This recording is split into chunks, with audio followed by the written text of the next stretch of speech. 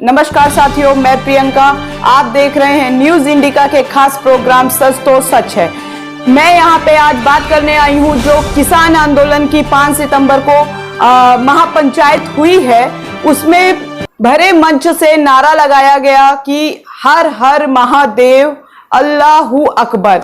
ये दोनों धर्मों के लोगों ने, दोनों धर्मों के एक ईश्वर से प्रतीत होने वाले शब्दों का उच्चारण करते हुए और आपस में एकता को दिखाते हुए ये नारों को संबोधित किया। और इसमें गलत भी क्या है, जिसमें कट्टरपंथियों को देखा गया कि उन्होंने एकदम से मीडिया कर्मियों के आगे आकर के या देश की जनता के आगे आकर के किस तरीके की बयानबाजी की, और ऐसे लोगों को देश के ठीक ठाक संख्या में युवाओं ने अच्छा जवाब भी दिया। ये सोशल मीडिया के में देखने को मिल भी रहा है कि अल्लाहू अकबर और हर हर महादेव के नारों से कुछ नहीं होता है।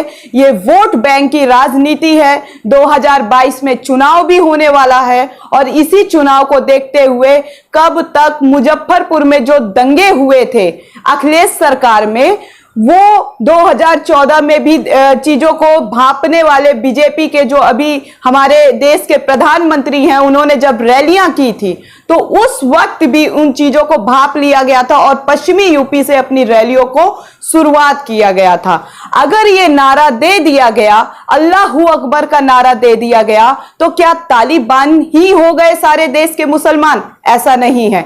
जिस प्रकार से राम राम कहा जाता है, राधे राधे कहा जाता है, हर हर महादेव कहा जाता है, ठीक उसी प्रकार से मुस्लिम समुदाय के लोगों ने, मुस्लिम धर्म के लोगों ने अल्लाहू अकबर का नारा अगर लगा दिया गया, उसमें हिंदुओं लोगों ने भी यानी किसानों ने भी लगा दिया, तो इसमें क्या बुरा हो गया? क्या देश में विरोधी पक्ष ज्यादा दिखने लगा या देश में कट्टरता दिखने लगी? ऐसा नहीं है। देश की आजादी के वक्त भी ऐसे नारों का संबोधन किया गया, ऐसे नारे बोले गए, ऐसे शब्दों का उच्चारण किया गया। इस सरकार में पिछले मंत्री रहे, रेल मंत्री रहे पीयूष गोयल जी भी कहते हैं कि हम जब प्रार्थना, अपने हिंदुओं का जो प्रार्थना होता है वो राम राम के साथ साथ वो भी मुस्लिमों के अल्लाहू अकबर बोलते हैं, इला इलाहा मोहम्मद रसूल अल्लाह, ये जो करके कोटेशन है ये वो भी बोलते हैं। लेकिन उन्होंने भी अपने शब्दों में कट्टरता नहीं दिखाई। लेकिन आज की कट्टरपंथी, जो आज का एक सोशल मीडिया में बैकग्राउंड बनता है कि कुछ भी दिखा दिया जाता है आईटी सेल के द्वारा या किसी भी विरोधी या पक्ष की पार्टियों के द्वारा, आज की युवा पीढ़ी उसी को सच मानते हुए आगे बढ़ती है। हर प्रकार का इतिहास रहा है, हर एक काल का इतिहास रहा है, लेकिन आज के समय में शिक्षा भी है, समझदारी भी है और सब कुछ है। यहाँ किसान आंदोलन जो हुआ और उसको लेके महापंचायत 5 सितंबर, वहां पे एकता का प्रदर्शन किया गया, एकता का भाव रखने की बात की गई, क्योंकि किसान का असली जाति, असली धर्म केवल और केवल मेहनत है। अगर वो मेहनत नहीं करेगा तो किसान अपनी फसल का उत्पादन भी नहीं कर पाएगा। ये बखूबी किसानों को पता चल गया है। और ये वोट बैंक की जो राजनीति है हिंदू मुस्लिम में कट्टरता दिखाने की, ये इन कंपनियों पे जल्द से जल्द ताला लगना चाहिए। और ये ताला तभी लगेगा जब हमारे देश का युवा जाग उठेगा और उसको सही गलत का पहचान होगा।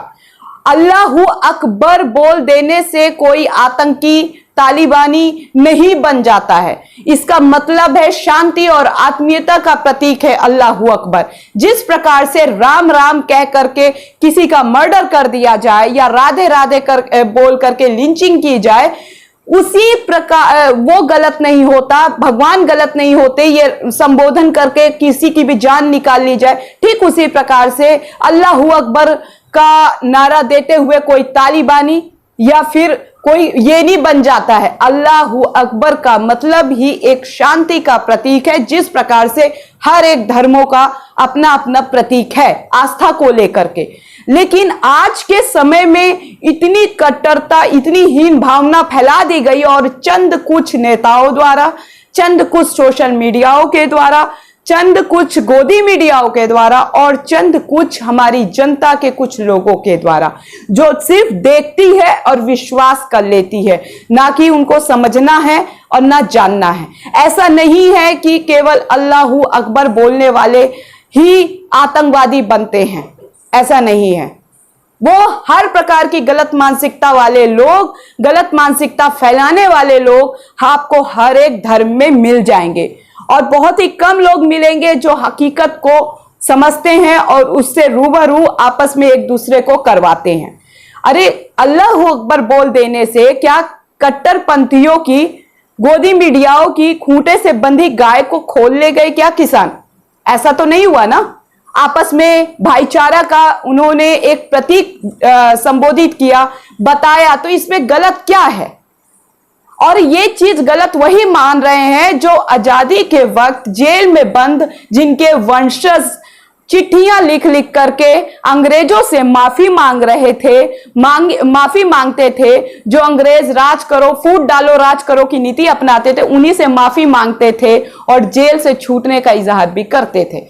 तो आज उन्हीं वंशज के लोगों के जो नाती पोता हो गए हैं, कह सकते हैं, वो भी उसी चाल पे चल रहे हैं, उसी रंग पे रम रहे हैं। अपने वंशजों यानी पीढ़ियों के में जो प्रकार की राजनीति हुई, जिस प्रकार का मतलब उसमें फूट डालो राज करो नीति को अपनाया जा रहा है अंग्रेजों की, ठीक उसी प्रकार की राजनीति या उसी प्रकार का समय काल आज के समय में भी होता दिखाई दे रहा है। और बहुत प्रकार की राजनीति करने को मिल रही है। जैसे उत्तर प्रदेश में 2022 में चुनाव है, इसी को मेन टारगेट करके इस जो दोहा बोला गया, जो सेंटेंस बोला गया, मैं दोहा बोल रही हूं यहाँ पे, वो कट्टरपंथी बस इन्हीं मुद्दों को लेकर के शमशान की दीवारों को लेकर के मुद्दा बनाएंगे, दिवालियों में बिजली के आने वाले बिल को मुद्दा बनाएंगे, बुर्खा प्रथा और पर्दा प्रथा जैसी मुद्दों पे मुद्दा बनाएंगे। तो ये बताइए, ऐसे मुद्दे कब तक देश में लोगों को आगे बढ़ा सकते हैं या उत्तर प्रदेश को एक अच्छी छवि बना सकते हैं? देखिए, सोशल मीडिया में ना बहुत कुछ दिखाया जाता है, सोशल मीडिया में बहुत सी फेक चीजें भी दिखाई जाती हैं। इसलिए कहा जाता है देश के आज के युवाओं को, जिस प्रकार से किसान जाग उठा उस प्रकार से देश का युवा भी जागे और आपस में भाईचारा की भूमिकाएं निभाएं। और दोनों धर्मों के लोगों से मैं यहां कहना चाहूंगी, अभी तो किसानों ने यह चीज संबोधित किया है, अल्लाहू अकबर और हर हर महादेव से अपने नारे का इजहार किया है, इस भाईचारे को संबोधित किया है। ठीक उसी प्रकार से दोनों धर्मों में रहने वाले लोगों, जो उनकी आस्था है, आस्था को सही तरीके से ले जाएं, ना कि अल्लाहू अकबर और हर हर महादेव में का बोल करके इन शब्दों को कट्टरता फैलाएं। आज के लिए इतना ही और मैं मिलती हूं अगली ऐसी ही वीडियो के साथ।